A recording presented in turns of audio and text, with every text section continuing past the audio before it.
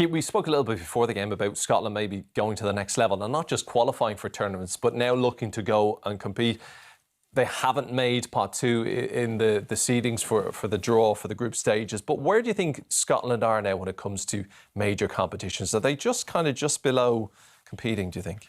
I don't think they're far away at all. I think if you keep their starting 11 fit, the likes of Andy Robinson, Kieran Tierney will be coming back into that. And not only are they outstanding players, they're leaders for this Scottish team as well. And when Andy Roberts comes back in, you would imagine that third goal for Norway won't be happening because they will have leaders, they will have people in the right position. So for me, I think the bench, there is a drop in levels when you start bringing on one or two from the bench. But the starting 11 for Scotland can put it up to anybody on the day. We've seen they played Spain home and away, beat Spain at home, very, very unlucky in the away leg. So for me, Scotland 11 for 11 are just as good as anybody, can put it up to them. But when you start missing one or two, the likes of Andy Robertson, Kieran Tierney, it brings the level down. But they're still competing against Norway. Norway aren't a bad team. People have them down as a one-man team. They're far from that. I think they've proven they're far from that. They've scored 3 goals without Odegaard, without Haaland.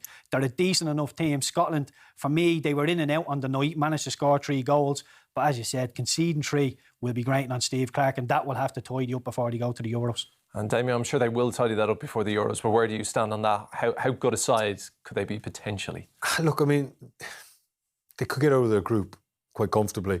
But I think after that, then as soon as they start meeting anyone of note in European football, which they will eventually, probably quite early, unless you top your group and you come out as a seed, but they're not seeded, so it's going to be very difficult for them to top their group.